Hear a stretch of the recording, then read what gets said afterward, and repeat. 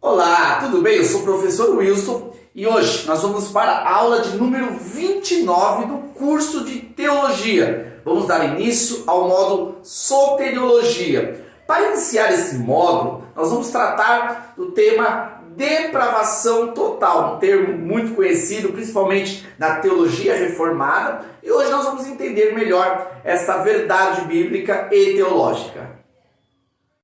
Sobre a natureza humana, há uma divergência de opiniões, ideias que ao longo da história foram introduzidas na sociedade e algumas atingiram maior efeito, outras menos.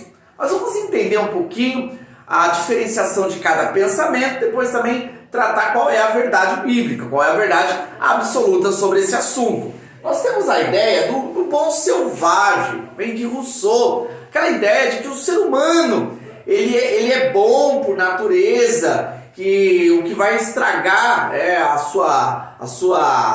o seu caráter, as suas práticas, é a sociedade. Mas na essência o ser humano é bom. É aquela ideia de que, por exemplo, ao nascer uma criança, a gente fala que a criança não tem pecado, a criança ela é perfeita, depois que ela cresce, que ela vai se contaminando com a sociedade. Então essa é uma ideia que não se sustenta dentro de uma boa fundamentação bíblica.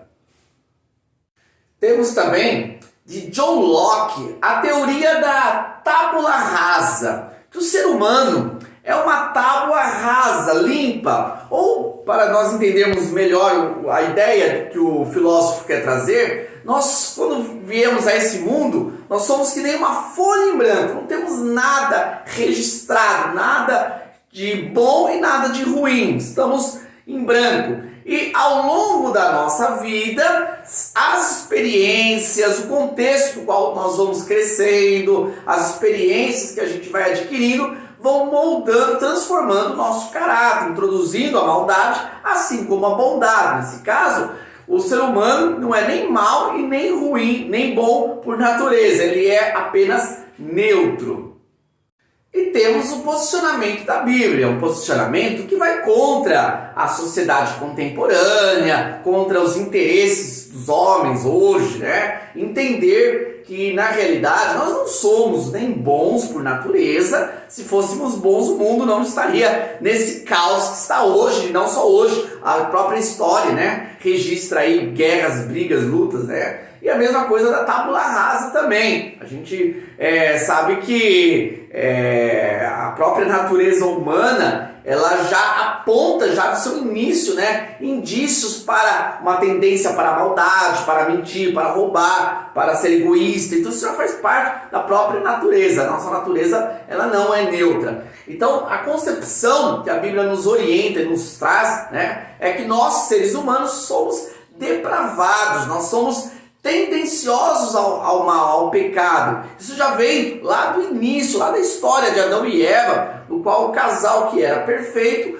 se contaminou pelo pecado e esse pecado foi passando. A própria história bíblica, a história da humanidade, ela registra, né, sempre de geração a geração a maldade, o pecado sendo repassado de pai para filho. Então, a posição bíblica é a posição da depravação total. O ser humano, ele é ruim por natureza. Ele tem a tendência, a predisposição ao caminho ruim.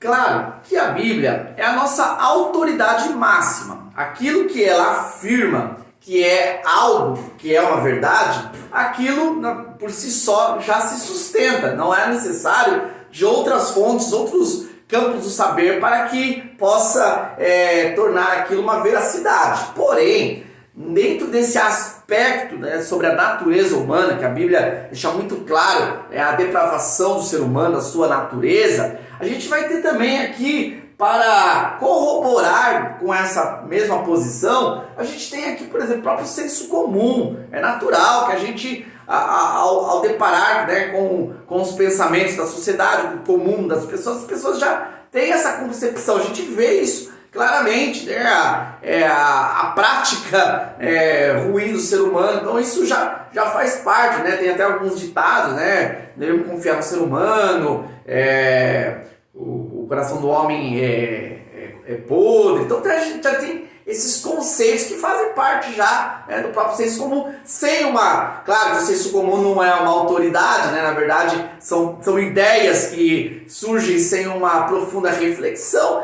mas pela própria vivência a gente tem essa concepção. A própria ciência também tem estudado essas questões e ela chega, né, em algumas pesquisas a reconhecer realmente, né, alguns distúrbios já na própria gestação, então, quer dizer, o ser humano já vem com algumas predisposições, a ciência tem já caminhado em algumas pesquisas. A psicologia também, ela vai tratar uma busca, né, de trabalhar o comportamento, então ela já reconhece, né, em algumas teorias, ela já as próprias distorções, né, do ser humano que vem, claro que aí depende muito da linha, né, da psicologia, algumas vão tentar relativizar, né, outras vão tentar corrigir, então, mas ao reconhecimento do distúrbio e a própria história, né, ao estudar a história dos seres humanos, a gente vai ver que nunca o ser humano conseguiu viver em harmonia, nunca o ser humano conseguiu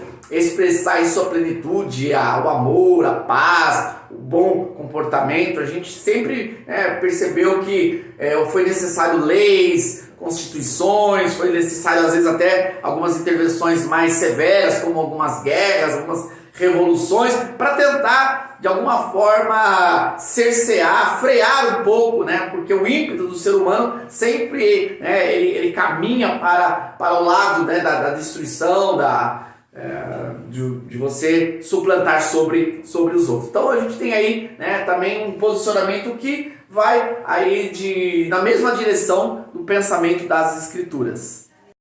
Entretanto, mesmo as Escrituras sendo claras em relação à depravação dos seres humanos, a gente vai encontrar dentro do campo teológico algumas distorções, algumas interpretações equivocadas, né? Podemos destacar tanto Pelágio, que foi um opositor de Agostinho, que ali no início da Idade Média, né, eles debateram sobre essas questões. Agostinho, né, defendia a posição bíblica da depravação dos seres humanos e Pelágio não tentava defender a questão da neutralidade, assim como também os arminianos, que dentro da sua construção teológica, sua construção soteriológica, eles rejeitam, né, essa depravação do ser humano, essa incapacidade do ser humano de se chegar a Deus. Já a posição dos reformados é uma posição que ao longo da história tem preservado ali a posição bíblica, a posição que veio da Bíblia, né? Na verdade, a depravação total não surgiu com os reformados, não surgiu com Calvino, com Lutero. A depravação total surgiu nas Escrituras, surgiu ali da leitura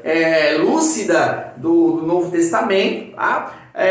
E claro, ao longo da história, Agostinho, né, foi um importante nesse período, né, da Idade Média, que defendia essa posição, os próprios pais da igreja, e ao longo da história a gente vai ver o movimento reformado, protestante, intensificando, né, essa defesa dessa doutrina bíblica, que realmente o ser humano ele é incapaz de se chegar a Deus. O ser humano ele está por natureza corrompido através do pecado original e assim ele não consegue se achegar a Deus por si só.